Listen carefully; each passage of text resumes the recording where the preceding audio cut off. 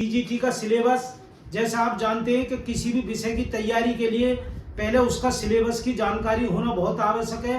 तो पहला हमारा सब्जेक्ट है, नंबर है कला का उदय। इसमें कला मनुष्य मानव का उदय, मानव का उदय किस प्रकार हुआ, कैसे उसने जीवन यापन करा, कैसे वो पशु से मनुष्य के रूप में आया। दूसरे नंबर पे है कला का उदय, फिर उसे जीवन में कला कहाँ से आई, क्योंकि आप देखते हैं हजारों लाखों पशु पक्षी आज भी पृथ्वी पर विचरण कर रहे हैं, लाखों साल से वो रह रहे हैं, लेकिन अभी तक उनके जीवन में कला की उत्पत्ति नहीं हुई है, वो कलाकृति कुछ नहीं कर सकते। लेकिन मनुष्य के जीवन में कला की उत्पत्ति आई है, वो कला बना सकता है, और कला से उसके कई विभाग उसके खुल गए। धर्म की उत्पत्ति हुई, राजतंत्र की उत्पत्ति हुई, लिखने का तरीका आया और सारी चीज आई। तो कला के बारे में कहाँ कहाँ उसकी कला कैसे बनी, इसके विषय में पढ़ाएंगे।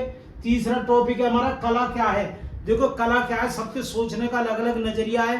पहला टॉपिक है हमारा भारत की दृष्टि में, भारत के जो लोग हैं वो कला के बारे में अलग नजरिया है, अलग विषय से सोचते हैं। उनका सोचना यह है कि भाई कला जो है, जो चमकदार चीजों हूबहू नकल कर रहे हो वो कला कहलाती है। लेकिन फिर अगला टॉपिक है हमारा कला क्या है यूरोप की दृष्टि में। यूरोप वासियों का जो सोच है कला के विषय में वो है कि बिल्कुल कोई भी चीज हो मौलिक होनी चाहिए। नकल तो 2 रुपए की फोटो स्टेट से भी हो जाएगी, कैमरे से मोबाइल से भी नकल हो जाएगी, उसका कोई महत्व नहीं। चीज का महत्व क्या है, कोई नई चीज सोचे बिल्कुल दिमाग से, जो इससे पहले पृथ्वी पर किसी ने सोची ना हो, ऐसी चीज सोचे तो वो है कला। इसलिए उसे मॉडर्न आर्ट की उत्पत्ति हुई है। लोगों ने अपनी अपनी, बड़े बड़े अर्थशास्त्रियों कलाविदों ने अपनी अपनी परिभाषाएं दी हैं। और अब जब आप टीजीटी में पढ़ोगे तो बहुत रोचक, ये जो विषय नीरस लगता है बहुत रोचक आपको विषय लगेगा। फिर अगला सब्जेक्ट है भारत का प्रगतिहासिक काल। जो भारत का प्रगतिहासिक काल है, प्रगति माने वो काल जिसके बारे में कोई तिथि निश्चित नहीं है, उसे कहते हैं प्रगतिहासिक काल।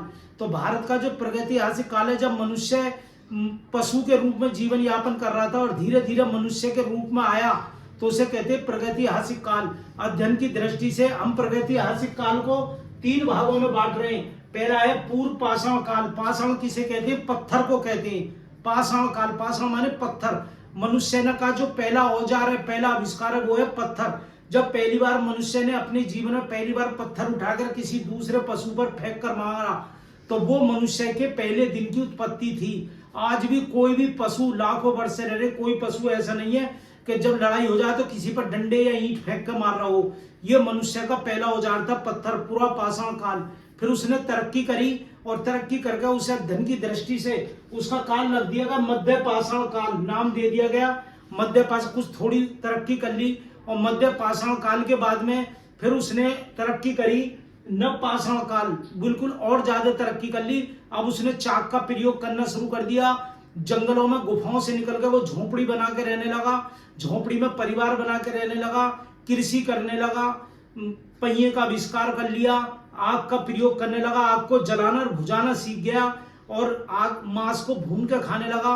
अब तक जो जंगली पशुओं को मार कर खाता था, अब उसने उन्हें पालना भी शुरू कर दिया और व्यापार भी करने लगा। भाई मेरे पास घी है तो मेरे एक घड़ा भर के घी ले लो और इसकी जगह मुझे कपड़ा दे दो, ये वस्तु विनिमय भी उसने चालू कर दिया। तो नव पाषाण काल के जीवन का बड़ा महत्व रहा। इस काल को जो हम बांटते हैं, पूरा पाषाण काल को बांटते हैं 5 लाख साल से लेकर 4 लाख साल तक, और 1 लाख साल तक, 5 लाख साल से लेकर 1 लाख साल तक, और इसे बांटते हैं 1 लाख साल से लेकर 90,000 साल तक, और इसे बांटते हैं 90,000 से लेकर 10,000 साल तक। तो 10,000 साल का नवपाषाण काल रहा है। फिर उसके बाद में उसने कई सेंटरों पर उसकी कला हमें देखने को मिली है।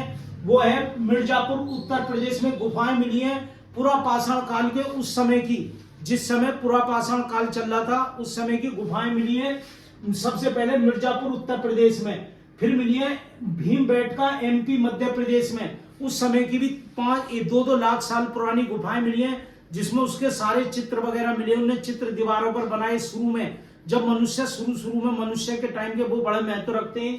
मध्य पाषाण रायगढ़ में मिले हैं, बांदा में मिले, पंचमढ़ी में मिले, होशंगाबाद में मिले। और आपको मैं एक जानकारी दे दूं, जितना पूरा पाषाण काल के टाइम का जो काल है, ज्यादातर मनुष्य ने मध्य प्रदेश में बिताया है। मध्य प्रदेश का जो क्षेत्र है उसमें सबसे पहले मनुष्य ने आगमन किया है, मध्य पाषाण काल में किया। तो ये मिर्जापुर उत्तर प्रदेश, हम अध्ययन करेंगे, भीमबेटका का अध्ययन करेंगे, रायगढ़ का अध्ययन करेंगे, बांदा जिले का, पंचमढ़ी का, होशंगाबाद। इन गुफाओं के विषय में ये जानेंगे गुफा कहाँ है, इनमें कौन से चित्र बने हैं, कितने समय पहले बने हैं, क्या उनका सब्जेक्ट रहा है, कैसे उनमें कलर भरे गए, कैसे रंग के हैं और इनकी खोज किसने करी है।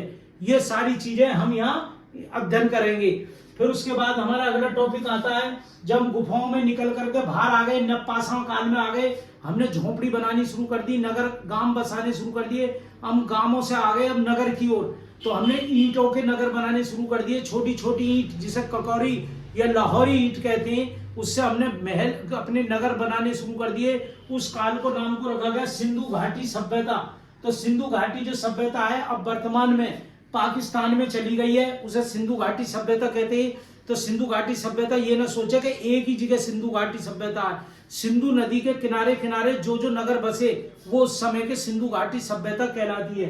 तो उस समय अनेक नगर बसे थे, जिसमें हड़प्पा है, मोहनजोदड़ो है, लोथर है, कलीबग्गा है, रोपड़ है, आलमगीरपुर है। तो हड़प्पा और मोहनजोदड़ो तो ये पाकिस्तान में है, लोथर गुजरात में है समुद्र के किनारे, कलीबग्गा राजस्थान में है, रोपड़ पंजाब में है जहां पर सतलज नदी है, नैना देवी है, और आलमगीरपुर मेरठ में है, बागपत बड़ौत मेरठ में आलमगीरपुर है।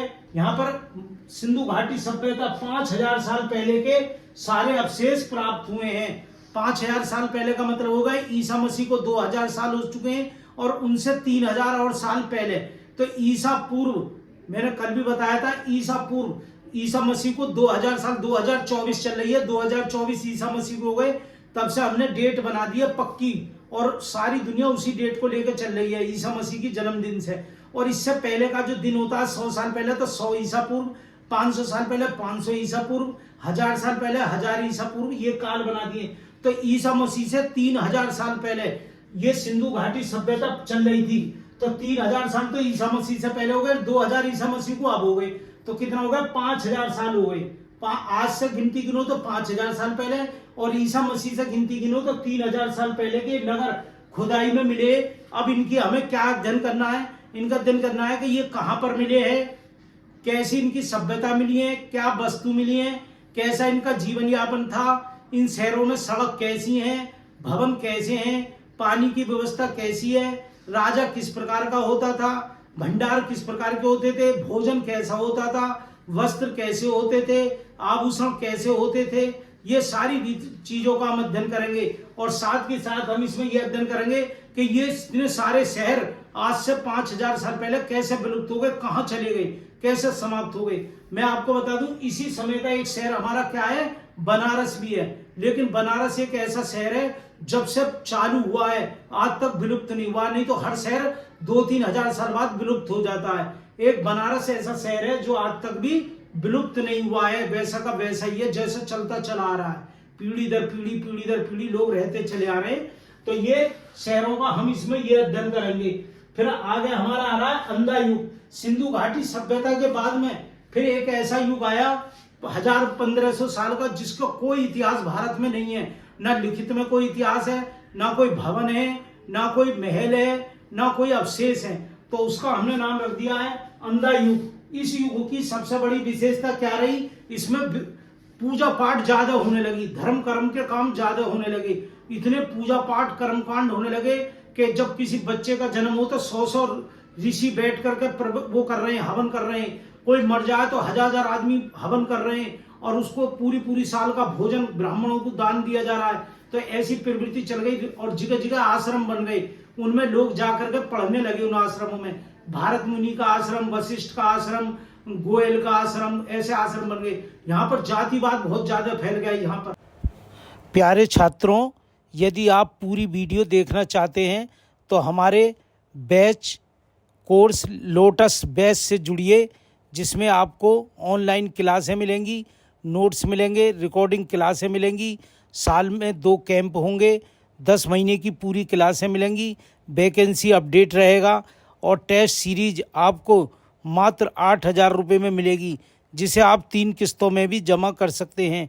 जुड़ने के लिए हमारे व्हाट्सएप नंबर 70 177 00921 पर TGT लिखकर मैसेज करें और पूरी जानकारी प्राप्त करें। धन्यवाद।